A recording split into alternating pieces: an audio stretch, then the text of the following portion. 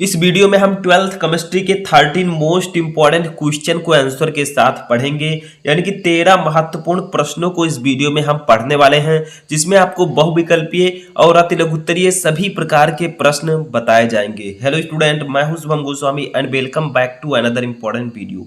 Student, अगर आप 12th में हैं और बोर्ड एग्जाम की तैयारी कर रहे हैं तो मैं आपके लिए लेकर आया हूं एक बहुत ही इंपॉर्टेंट वीडियो। स्टूडेंट, इस वीडियो में हम 13 मोस्ट इंपॉर्टेंट क्वेश्चन आंसर को पढ़ेंगे। यानी कि इस वीडियो में हम बहुविकल्पीय प्रश्न, ठीक है, क्या बहुविकल्पीय और अति लघु उत्तरीय, बहुविकल्पीय और अति लघु उत्तरीय, अति लघु उत्तरीय, ठीक है, प्रश्नों को आंसर के साथ पढ़ने वाले हैं। तो ये वीडियो बहुत ही ज्यादा इंटरेस्टेड है। देखिए, इस वीडियो में हम 7 महत्वपूर्ण बहुविकल्पीय प्रश्न और 6 महत्वपूर्ण अति लघु उत्तरीय प्रश्नों को पढ़ेंगे, जिसमें आपके न्यूमेरिकल्स भी होंगे, थ्योरीज भी होंगे और आप लोगों के लिए बहुत ही हेल्पफुल वीडियो। और इनमें से ज्यादातर क्वेश्चन रिपीटेड हैं, जो कि आपके बोर्ड एग्जाम में पूछे जा चुके हैं। तो देखिए, इसी प्रकार से मैं आपकी तैयारी रेगुलर करवाता रहता हूं। तो सबसे पहले आप लोग कर दीजिएगा इस वीडियो को लाइक। इसमें आपको चैप्टर 1 to 3 सभी चैप्टर के क्वेश्चंस भी देखने को मिलेंगे। तो चलिए वीडियो को स्टार्ट करते हैं। तो सबसे पहले हम बात करेंगे बहुविकल्पीय प्रश्नों की। देखिए, आपको बहुविकल्पीय प्लस अति लघु उत्तरीय दोनों प्रकार के क्वेश्चन देखने को मिलेंगे। सबसे पहले हम बात करेंगे बहुविकल्पीय प्रश्नों की, जिसमें हमारा फर्स्ट क्वेश्चन है ठोस अवस्था चैप्टर से, ठीक है, क्योंकि आपके केमिस्ट्री का फर्स्ट चैप्टर ठोस अवस्था है। देखिए, क्वेश्चन क्या है कि निम्नलिखित में से किसमें प्रति एकक कोष्ठिका परमाणुओं की कुल संख्या 2 होती है।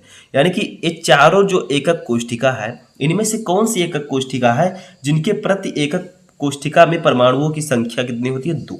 तो देखिए, फर्स्ट ऑप्शन है फलक केंद्रित घनीय एकक कोष्ठिका, सेकेंड ऑप्शन है अंतः केंद्रित घनीय एकक कोष्ठिका, थर्ड ऑप्शन है आद्य घनीय एकक कोष्ठिका और फोर्थ है उपरोक्त में से कोई नहीं।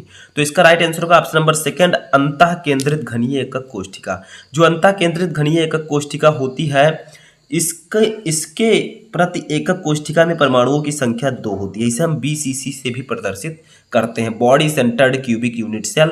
फलक केंद्रित घनीय एकक कोष्ठिका को हम FCC से भी डिनोट करते हैं, याद रखिएगा। सेकंड क्वेश्चन देखिए, विलयन चैप्टर का है। एक मोलल जलीय विलयन में विलेय का मोल प्रभाज है। देखिए, मोल प्रभाज किस तरह निकालते हैं सब कुछ मैं आपको बता चुका हूँ। विलयन चैप्टर पूरा चैप्टर मैं एक वीडियो में भी पढ़ा चुका हूँ। अगर आप लोग चाहे तो सर्च करके देख सकते हैं। 12th chemistry chapter 2 solution, Shubham lecturer, आपको वीडियो मिल जाएगा, ठीक है। तो देखिए, एक मोलल जलीय विलयन में विलेय का मोल प्रभाज कितना होता है। फर्स्ट है 1, सेकंड है 1.8, थर्ड है 18, फोर्थ है 0.018। तो इसका राइट आंसर होगा ऑप्शन नंबर 4, 0.018। एक मोलल जलीय विलयन में विलेय का मोल प्रभाज 0.018 होता है। तो देखिए, इसी प्रकार से मैं आपको क्वेश्चन प्रोवाइड करवाता हूँ। 7 क्वेश्चन पहले हम बहुविकल्पीय देखेंगे, उसके बाद आते लघु उत्तरीय प्रश्नों को भी पढ़ेंगे। तो आप लोग अच्छे से लास्ट तक देखिए, ताकि सभी क्वेश्चन आपको समझ में आ जाए। और इनमें से आप लोग कमेंट करके बताइएगा कि कितने क्वेश्चन आपको पहले से पता थे। नेक्स्ट क्वेश्चन हमारा है 8 ग्राम NaOH 450 ml विलयन में घुला है, विलयन की मोलरता है। यानी कि 8 ग्राम NaOH है। अब 8 ग्राम है तो ये क्या है, ये विलेय है। 450 ml विलयन है तो क्या है, इसमें घुला है। तो विलयन की मोलरता बताइए। फर्स्ट है 0.444 m, सेकंड है 0.492 m, थर्ड है 0.0286 m और फोर्थ है 0.0392 m। तो इसका राइट आंसर होगा ऑप्शन नंबर फर्स्ट, 0.444 m। अगर 8 ग्राम NaOH 450 ml विलयन में घुला होगा तो विलयन की मोलरता जो कि 0.444 m होगी। और विलयन की मोलरता का सूत्र क्या होता है, विलेय के मोलों की संख्या अपान विलयन का आयतन, ठीक है, लीटर में। तो देखिए, आप विलेय के मोलों की संख्या में क्या कीजिए, NaOH है, इसका अनुभार ज्ञात कर लीजिए और भार आपको दिया गया है, अनुभार बटा अनुभार कर दीजिए, आपका जो विलेय के मोलों की संख्या आ जाएगी, ठीक है। फिर क्या कीजिए, आप लोग उसका 450 ml इसको लीटर में कन्वर्ट करके आप भाग दे दीजिए, आपकी मोलरता आ जाएगी, ठीक है। तो फार्मूला मैं आपको पढ़ा चुका हूँ, सब कुछ मैं आपको ऑलरेडी बता चुका हूँ। नेक्स्ट क्वेश्चन देखते हैं। नेक्स्ट क्वेश्चन हमारा है निम्न में न्यूनतम हिमांक वाला विलयन है। यानी कि इन चारों में से कौन सा विलयन है जिसका हिमांक न्यूनतम है। फर्स्ट है यूरिया, सेकंड है पोटेशियम सल्फेट, थर्ड है ग्लूकोज, फोर्थ है सोडियम क्लोराइड। तो इसका राइट आंसर होगा option number second, potassium sulphate जो होता है इन चारों में से इसका हिमांक न्यूनतम होता है, यानी कि कम होता है। नेक्स्ट क्वेश्चन हमारा विलयन चैप्टर का ही है। तनुता बढ़ाने पर विशिष्ट चालकता, सॉरी ये आपका वैद्युत रसायन चैप्टर का क्वेश्चन है। यानी कि अगर हम विलयन की तनुता बढ़ाते हैं, ठीक है। तो उसकी विशिष्ट चालकता पर क्या प्रभाव पड़ेगा? फर्स्ट है बढ़ती है, सेकंड है घटती है, थर्ड है स्थिर रहती है, फोर्थ है इनमें से कोई नहीं। तो इसका राइट आंसर होगा ऑप्शन नंबर सेकंड, घटती है, ठीक है। तन्यता बढ़ाने पर विशिष्ट चालकता जो होती है वो क्या होती है? घटती है, ठीक है। नेक्स्ट क्वेश्चन हमारा है धातु जो हाइड्रोक्लोरिक अम्ल को हम HCl से लिखते हैं, ठीक है। HCl इसका सूत्र होता है। हाइड्रोक्लोरिक अम्ल से H2 विस्थापित नहीं कर सकती, वह है, यानी कि इसमें से कौन सी ऐसी धातु है जो हाइड्रोक्लोरिक अम्ल से जो H2 है उसको विस्थापित नहीं कर सकती? फर्स्ट है Zn यानी कि जिंक, सेकंड है Cu यानी कि कॉपर, थर्ड है Mg यानी कि मैग्नीशियम, फोर्थ है Al यानी कि एल्यूमिनियम। तो इसका राइट आंसर होगा option number second, copper. Copper जो है वो हाइड्रोक्लोरिक अम्ल से हाइड्रोजन विस्थापित नहीं कर सकती। नेक्स्ट क्वेश्चन है विशिष्ट चालकता की इकाई है, बताइए विशिष्ट चालकता का मात्रक क्या है इनमें से? फर्स्ट है सेंटीमीटर के पावर -2 ओम इनवर्स, सेकंड है सेंटीमीटर ओम इनवर्स तुल्यांक इनवर्स, थर्ड है सेंटीमीटर इनवर्स ओम इनवर्स और फोर्थ है सेंटीमीटर के पावर -2 ओम, ठीक है। तो इसका राइट आंसर होगा option number third, centimetre inverse ohm inverse. ये विशिष्ट चालकता की इकाई यानी कि विशिष्ट चालकता का मात्रक होता है। नेक्स्ट क्वेश्चन देखते हैं जो कि हमारा अति लघुत्तरीय प्रश्न होगा।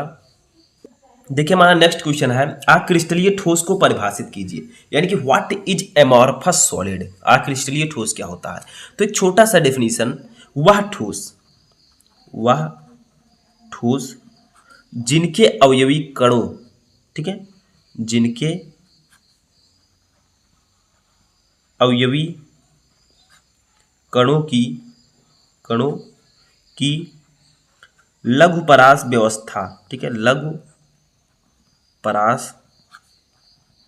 व्यवस्था होती है अक्रिस्टलीय ठोस कहलाते हैं। अक्रिस्टलीय ठोस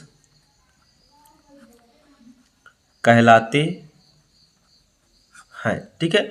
तो इसका डेफिनेशन याद रखिएगा, अक्रिस्टलीय ठोस, इसे हम इंग्लिश में एमॉर्फस सॉलिड कहते हैं। वह ठोस जिनके अवयवी कणों की लघुपरास व्यवस्था होती है अक्रिस्टलीय ठोस कहलाते हैं। देखिए आप सभी को पता है जो ठोस होते हैं बहुत सारे छोटे छोटे अवयवी कणों से मिलकर बने होते हैं। तो ऐसे ठोस जिनके अवयवी कणों में लघुपरास व्यवस्था हो वो अक्रिस्टलीय ठोस कहलाएंगे। अगर क्रिस्टलीय ठोस की बात की जाए तो आप इसी से डेफिनेशन निकाल सकते हैं, वह ठोस जिनके अवयवी कणों की दीर्घपरास व्यवस्था होती है क्रिस्टलीय ठोस कहलाते हैं, ठीक है। तो अक्रिस्टलीय ठोस में लघुपरास होगा और क्रिस्टलीय ठोस में दीर्घपरास। इसका उदाहरण अगर देखना चाहें तो बताइए आप लोग, कुछ उदाहरण पता होगा आप लोगों को। जैसे आपका है कांच हो गया, ठीक है, रबड़ हो गया, प्लास्टिक हो गया, ये सब जो है आपके अक्रिस्टलीय ठोस हैं, ETC एक्स्ट्रा। तो ये सब आपके अक्रिस्टलीय ठोस हैं, समझ में आ गया। नेक्स्ट क्वेश्चन देखते हैं, ये एक छोटा सा क्वेश्चन है, क्षारीय धातु हैलाइडों के रंग के लिए उत्तरदायी नॉन स्टाइटियोमेट्री बिंदु दोष का नाम लिखिए। यानी कि जो क्षारीय धातु हैलाइड होते हैं, जैसे आपका मान लीजिए NaCl है, सोडियम क्लोराइड, ठीक है, तो बताइए इनके रंग के लिए उत्तरदायी कौन सा दोष होता है? जैसे आप लोगों ने कहीं कहीं देखा होगा कि जो नमक होता है वो सफ़ेद की जगह पीला पड़ जाता है, तो उसमें कौन सा दोष हो जाता है? कौन सा नॉन स्टाइटियोमेट्री बिंदु दोष हो जाता है, उसका नाम बताइए। तो देखिए इसके कई नाम हैं। पहला नाम तो मैं इसका आपको कहना चाहूँगा F केंद्र, ये मैं आपको ऑलरेडी बता चुका हूँ। F केंद्र क्या होता है? जब किसी यौगिक के क्रिस्टल में क्या होता है, क्रिस्टल में दोष होता है, बिंदु दोष, ठीक है। क्रिस्टल में अगर ऋणायनों की जगह पर इलेक्ट्रॉन आकर बैठ जाते हैं तो वहां पर F केंद्र उपस्थित हो जाता है, या इसी को हम लोग और नाम से जानते हैं, अथवा लिखिए, या इसी को हम कहते हैं ऋणायनिक धातु आधिक्य, ठीक है, धातु आधिक्य, अथवा इसी को हम लोग कहते हैं ऋणायनिक रिक्तिकाएं। क्या कहते हैं? ऋणायनिक रिक्तिकाएं, ऋणायनिक रिक्तिकाएं, ठीक है। तो इसको हम कई नाम से जानते हैं, तो आप लोग सिंपली एक कह सकते हैं कि F केंद्र के कारण जो होता है क्षारीय धातु हैलाइडों के रंग के लिए उत्तरदायी जो बिंदु दोष है वो है F केंद्र।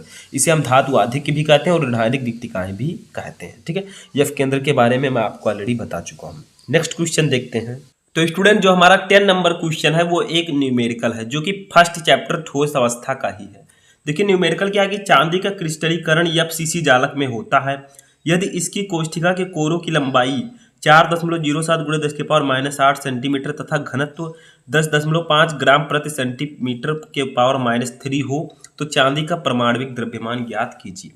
यानी कि चांदी का क्रिस्टलीकरण एफसीसी जालक में होता है। एफसीसी जालक का मतलब फलक केंद्रित घनीय एकक कोष्ठिका, ठीक है।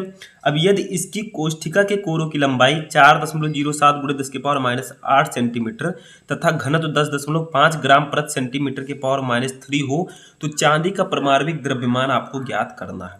तो देखिए न्यूमेरिकल हमने पढ़ लिया, अब जो कुछ इसमें दिया गया है उसको लिख लेते हैं। तो सबसे पहले आपको पता होना चाहिए कि एफसीसी के प्रति एकक कोष्ठिका में परमाणुओं की संख्या कितनी होती है। मैं आपको बता चुका हूं एफसीसी जालक के लिए, ठीक है। एफसीसी के प्रति एकक, अब हम सॉल्व कर रहे हैं न्यूमेरिकल, ठीक है। प्रति एकक कोष्ठिका में परमाणुओं की संख्या, ठीक है, की संख्या, इसको हम लोग डिनोट करते हैं कैपिटल जेड से, और ये होती है 4, ठीक है। ये एफसीसी के लिए कितनी होती है 4। मैंने आपको बताया था कि फलक केंद्रित घनीय एकक कोष्ठिका के प्रति एकक कोष्ठिका में परमाणुओं की संख्या 4 होती है, ठीक है। इसके बाद हमें क्या दिया गया है, इसकी कोष्ठिका के कोरों की लंबाई, तो हमें दिया गया है कोरों की लंबाई, तो यहाँ पर लिखेंगे हम कोरों की लंबाई, ठीक है। इसको हम डिनोट करते हैं स्मॉल ए से, और ये हमें दिया गया है 4.07 गुणे 10⁻⁸ सेंटीमीटर, ठीक है। ये हमें इतना दिया गया है। अब देखिए हमें एक चीज़ और दिया गया है घनत्व। घनत्व को हम लोग डिनोट करते हैं, घनत्व को हम डिनोट करते हैं रो से। रो हमें दिया गया है 10.5 ग्राम प्रति सेंटीमीटर के पावर -3, ठीक है, सेंटीमीटर के पावर -3, ये इतना दिया गया है हमें घनत्व। अब हमें निकालना है चांदी का परमाणविक द्रव्यमान, यानी कि हमें यहाँ पर निकालना है कैपिटल एम, इसको हम लोग डिनोट करते हैं कैपिटल एम से। तो अब हम इसी को सॉल्व करेंगे। देखिए एक सूत्र होता है, वो आप याद रखिएगा, घनत्व इक्वल टू, एक सूत्र होता है, घनत्व को हम डिनोट करते हैं रो से। रो इक्वल टू होता है ZM upon NA into a cube. अब आप लोग सोचेंगे NA क्या है, ठीक है, तो मैं अभी बताऊंगा। अब हमें निकालना है, चूंकि यम निकालना है तो हम इस यम को इधर रहने देंगे, बाकी सबको इधर ले जाएंगे। तो हम लिख सकते हैं M इक्वल टू, ठीक है, चूंकि हमें यम निकालना है तो इस रो का इससे और इससे गुणा हो जाएगा, तो rho into NA into a cube हो जाएगा ये आपका, और अपान ये जेड जो है यम के गुणे में था तो यहाँ पर बटे में हो जाएगा, ठीक है, अपान जेड। और ये NA यहाँ पर क्या है वो भी मैं लिखा देता हूँ। NA है आपका आवोगाद्रो संख्या, आवोगाद्रो संख्या, ठीक है। NA क्या है, आवोगाद्रो संख्या, और इसकी वैल्यू होती है 6.02 गुणे 10⁻23, ठीक है, मोल इनवर्स। ये आवोगाद्रो संख्या की वैल्यू होती है, ठीक है। तो आप लोग याद रखिएगा कि NA की वैल्यू 6.02 गुणे 10⁻23 मोल इनवर्स होता है, ठीक है। अब इसी वैल्यू को हम यहाँ पर रख देंगे तो M इक्वल टू हो जाएगा, रो आपका ऊपर दिया गया है, देखिए ये 10.5, तो हम लिखेंगे 10.5 गुणे NA की वैल्यू मैंने अभी आपको बताया 6.02 गुणे 10⁻23, ठीक है, इंटू A का वैल्यू मैंने आपको ऊपर बताया ये 4.07 गुणे 10⁻⁸, ठीक है। तो 4.07 गुणे 10⁻⁸, लेकिन इसका क्यूब है, ठीक है, देखिए A क्यूब है तो इसको क्यूब लिख देंगे, अपान जेड इक्वल टू होता है एफसीसी जालक के लिए 4, ठीक है, हमने ऊपर बताया अभी। अब इसी को सॉल्व कर लेंगे तो M इक्वल टू ये 10.5 हम ऐसे रहने देंगे, 6.02 भी ऐसे रहने देंगे, ठीक है, इंटू 10⁻23 आपका भी ऐसे रहेगा। अब देखिए इसका हमें क्यूब करना है, तो 4.07 का क्यूब करेंगे तो ये इसको हम 3 बार आपस में गुणा करेंगे, यानी कि 4.07 गुणे 4.07 गुणे 4.07। तो जब तीनों को हम आपस में गुणा करेंगे तो हमारा आएगा 67.419, ठीक है। जब आप 4.07 का क्यूब करेंगे तो 67.419 आएगा, गुणे 10⁻⁸ है। अब 8 का क्यूब करेंगे तो 8 त्रिक 24, तो ये हो जाएगा 10⁻⁻24, ठीक है, अपान 4 हमारा ऐसे ही रहेगा। अब देखिए हम एक काम करते हैं, यहाँ पर हम 10.5 गुणे 6.02 गुणे 67.419 कर देते हैं। तो जब आप इनका गुणा करेंगे तो आपका आ जाएगा 4261.55, ठीक है, 5 6 आप लिख सकते हैं, 5 6 4261.56 गुणे ये 10 की पावर 23 है, 10 की पावर -24, तो ये आपका हो जाएगा 10 की पावर 23 में से 24 जाएगा तो -1 बचेगा, ठीक है, अपान 4। अब देखिए इसको हम काट देते हैं, इसको इससे काट देते हैं, तो आपका आ जाएगा ये टोटल 1065, ठीक है। ये आपका लगभग आएगा 1065.4, ठीक है, ये आपका लगभग इतना आ जाएगा। तो m इक्वल टू आपका हो जाएगा 1065.4 गुणे 10 की पावर -1।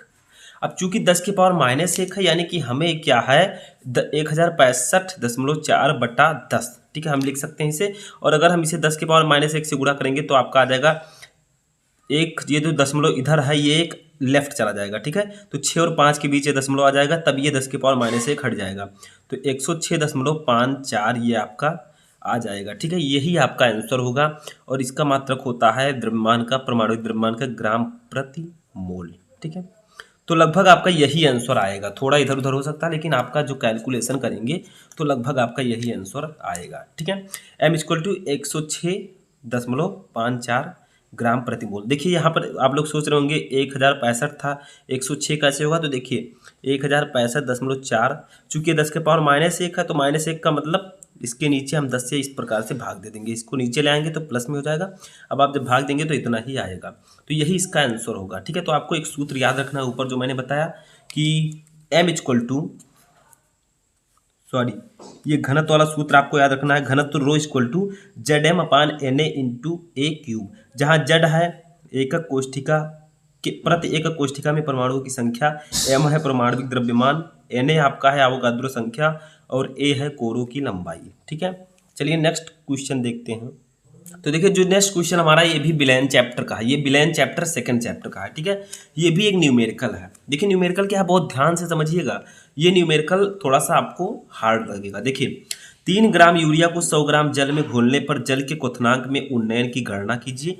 जल के लिए मोलल उन्नयन स्थिरांक का मान 0.52 केल्विन किलोग्राम प्रति मोल है।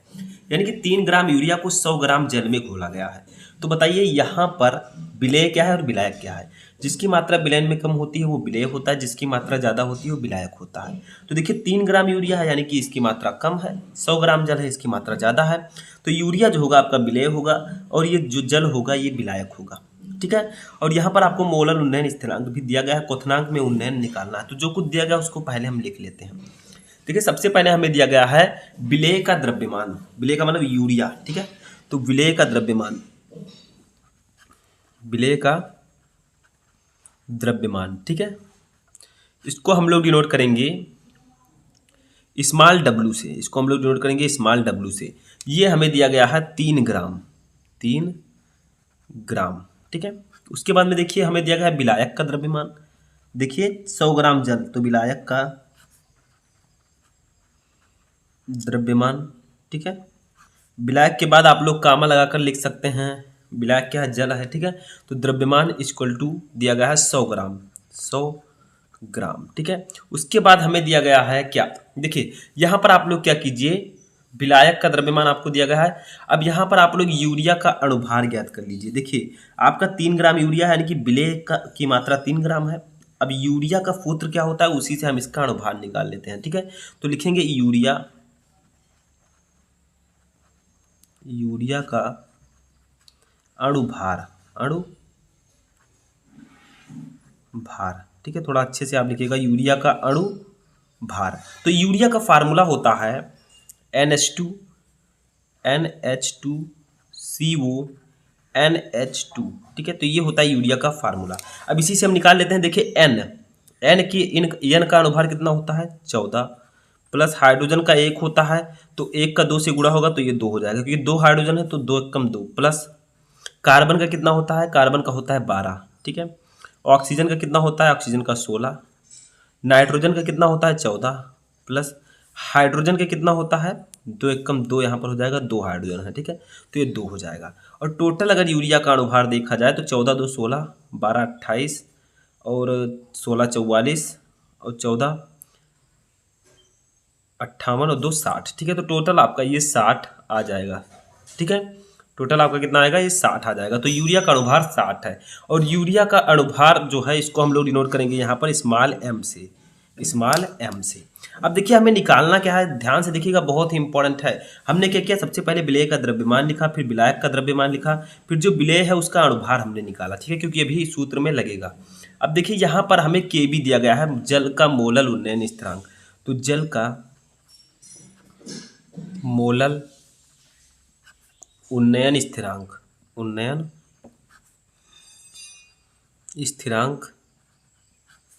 को हम लोग डिनोट करेंगे Kb से, और Kb हमें यहाँ पर दिया गया है 0.52 केल्विन किलोग्राम प्रति मोल, ठीक है, ये इतना दिया गया है।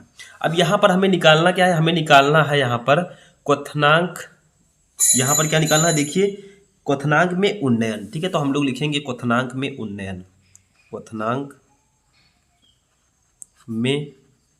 उन्नयन, ठीक है। इसको हम लोग डिनोट किससे करते हैं, क्वथनांक में उन्नयन को हम लोग डिनोट करते हैं डेल टीबी से, डेल टीबी, ठीक है। डेल टीबी इक्वल टू एक फार्मूला होता है, वो आप लोग लगाइए और ये आपका लग जाएगा न्यूमेरिकल, ठीक है। तो डेल टीबी इक्वल टू होता है 1000 गुणे Kb गुणे स्मॉल w यानी कि विलेय का भार अपान m विलेय का अणुभार इंटू कैपिटल W। यही आपका फार्मूला होता है, जहाँ 1000 आपका 1000 Kb है मोलल उन्नयन स्थिरांक, W है विलेय का भार, m है विलेय का द्रव्य अणुभार और W है आपका विलायक का भार, ठीक है। अब यहाँ से हम निकाल लेंगे डेल टीबी इक्वल टू 1000 आपका ऐसे ही रहेगा गुणे ये Kb की वैल्यू ये देखिए 0.52 है, गुणे स्मॉल w की वैल्यू ऊपर देखिए ये 3 ग्राम है, ठीक है, 3 लिख देंगे यहाँ पर, कितना रख देंगे 3, ठीक है। अपान m हमने निकाला है 60, देखिए यहाँ पर हमने ये यूरिया का अणुभार 60 निकाला है, ठीक है, इंटू विलायक का अणुभार है, विलायक का द्रव्यमान है 100। तो अब इसी को हम सॉल्व कर लेंगे, देखिए डेल टीबी इक्वल टू हो जाएगा, इसका 1000 का जब आप 52 से गुणा करेंगे तो आपका ये हो जाएगा 520, सॉरी 1000 का 0.52 से गुणा करेंगे, चूंकि यहाँ पर दशमलव है, 1000 से गुणा करेंगे तो 2 अंक इधर पहले आएगा, फिर एक जीरो पीछे लग जाएगा तो 520 बचेगा, ठीक है। 1000 का 0.52 से गुणा करेंगे तो 520 आएगा, गुणे अपान 3 अपान 60 गुणे 100, ठीक है। इसको अगर काटे तो 3 20 यहाँ पर आ जाएगा, तो टोटल यहाँ पर आपकी जो वैल्यू बचेगी, थोड़ा साइड में मैं लिख देता हूँ, 520 बटा 100 का 20 से गुणा होगा तो ये हो जाएगा 2000, ठीक है। ये से 0 कट जाएगा, मतलब आप 52 बटा 2 है 200, ठीक है। अब इसी को सॉल्व कर लेंगे, तो अब इसी को जब हम कट करेंगे, ठीक है, तो ये आपका आ जाएगा 0.26, देखिए 52 को जब हम 200 से भाग देंगे तो 0.26 आएगा, तो हमारा आंसर आ जाएगा delta TB equal to 0.26 kelvin, ठीक है। तो यही आपका आंसर आ जाएगा, समझ में आया। तो क्वथनांक में उन्नयन जो होगा वो 0.26 केल्विन होगा। चलिए नेक्स्ट क्वेश्चन देखते हैं। देखिए हमारा 12 नंबर क्वेश्चन है, किसी सेल के विद्युत वाहक बल से क्या तात्पर्य है। ये आपका तीसरे चैप्टर का क्वेश्चन है, वैद्युत रसायन का, यानी कि किसी सेल का वैद्युत वाहक बल क्या होता है। देखिए मैं डेफिनेशन लिखता हूँ, आप लोग समझिए। किसी सेल के इलेक्ट्रोड, किसी सेल के इलेक्ट्रोडों के इलेक्ट्रोड विभवों, ठीक है, में वह अंतर जब सेल से परिपथ में कोई विद्युत धारा नहीं बहती है, सेल का विद्युत वाहक बल कहलाता है। सेल का विद्युत वाहक बल कहलाता है, ठीक है। तो देखिए इसका डेफिनेशन एक सिंपल सा है, केमिस्ट्री में इसका डेफिनेशन थोड़ा चेंज होता है, फिजिक्स में आपने पढ़ा होगा, लेकिन उससे थोड़ा चेंज है। देखिए किसी सेल के इलेक्ट्रोडों के इलेक्ट्रोड विभव में वह अंतर जब सेल से परिपथ में कोई विद्युत धारा नहीं बहती सेल का विद्युत वाहक बल कहलाता है। यानी कि आपको पता है कि सेल में इलेक्ट्रोड होते हैं, ठीक है। तो किसी सेल के इलेक्ट्रोड जैसे एनोड और कैथोड, ठीक है। तो किसी सेल के इलेक्ट्रोडों के इलेक्ट्रोड विभव में, क्योंकि इलेक्ट्रोड है तो उसका इलेक्ट्रोड विभव होगा, तो उसमें वह अंतर जब सेल से परिपथ में कोई विद्युत धारा नहीं बहती है वो सेल का विद्युत वाहक बल कहलाता है। तो ये आपको याद करना होगा, ठीक है। थोड़ा सा आपको इसको लर्न करना है। नेक्स्ट क्वेश्चन देखते हैं, ये बहुत इंपॉर्टेंट क्वेश्चन है। कोलराउस का नियम क्या है, ठीक है। ये नियम मैं आपको ऑलरेडी अलग से भी पढ़ा चुका हूँ, अगर आप लोग सर्च करेंगे तो वीडियो मिल जाएगा, बट इसमें भी मैं थोड़ा सा आपको बता देता हूँ क्योंकि इस चैप्टर का ये बहुत ही इंपॉर्टेंट क्वेश्चन है। देखिए क्वेश्चन क्या है, कोलराउस का नियम क्या है। तो देखिए इस नियम के अनुसार किसी विद्युत अपघट्य की अनंत तनुता पर चालकता इसके धनायनों तथा ऋणायनों की मोलर चालकताओं के योग के बराबर होती है। यानी कि किसी विद्युत अपघट्य को आप ले लीजिए, जैसे विद्युत अपघट्य में आप HCl को भी यूज कर सकते हैं, ठीक है। HCl हाइड्रोक्लोरिक अम्ल। तो किसी विद्युत अपघट्य की अनंत तनुता पर चालकता इसके धनायनों, यानी कि जब हम इसको करेंगे तो ये H+ और प्लस Cl- में वियोजित हो जाएगा, तो धनायनों तथा ऋणायनों की मोलर चालकताओं के योग के बराबर होती है। जैसे देखिए मोलर चालकता को हम लोग डिनोट करते हैं लैम्डा, ठीक है, लैम्डा। तो अनंत तनुता पर है तो हम अनंत का चिन्ह लगा देंगे ऊपर, तो लैम्डा m ये है मोलर चालकता का प्रतीक, ठीक है। तो लैम्डा m किसका, HCl, क्योंकि हम हाइड्रोक्लोरिक अम्ल की मोलर चालकता की बात कर रहे हैं, ठीक है। तो ये किसके बराबर होगी, ये बराबर होगी लैम्डा H+, लैम्डा H+ और प्लस लैम्डा Cl-, ठीक है। तो ये इसके बराबर होगी, सिंपल है। देखिए यहाँ पर मोलर चालकता जो हाइड्रोक्लोरिक अम्ल की है वो क्या होगा, उसके धनायनों, तो हाइड्रोक्लोरिक अम्ल में H+ H धनायन है, ठीक है। तो धनायनों प्लस ऋणायनों Cl- ऋणायन है, तो इसके योग के बराबर होते हैं। देखिए दोनों का योग, ठीक है। तो यही कहा गया किसी विद्युत अपघट्य की अनंत तनुता पर चालकता। देखिए ये एक विद्युत अपघट्य है HCl, इसकी अनंत तनुता पर, देखिए ऊपर अनंत का चिन्ह लगा है, नीचे m है लैम्डा m, ठीक है। ये मोलर चालकता है किसकी, HCl की। तो इसकी मोलर चालकता जो होगी वो इसके धनायनों तथा ऋणायनों की मोलर चालकताओं के योग के बराबर होगी। तो देखिए धनायन के रूप में H+ आयन इसमें होते हैं तो धनायनों की मोलर चालकता, प्लस ऋणायन के रूप में Cl- आयन होते हैं तो ऋणायन की मोलर चालकता, और इन दोनों के योग के बराबर ये होती है। तो यही है कोलराउस का नियम। तो ये थे आपके top 13 most important question chapter 1 से चैप्टर 3 तक। आई होप कि ये क्वेश्चंस आपको समझ में आ चुके होंगे। अब आपको कमेंट बॉक्स में बताना है कि इनमें से कितने क्वेश्चन आपको पहले से पता थे। तो कैसा लगा आपको वीडियो, कमेंट बॉक्स में बताएं। हम मिलेंगे नेक्स्ट टॉपिक के साथ नेक्स्ट वीडियो में, तब तक आप लोग अपनी तैयारी करते रहें।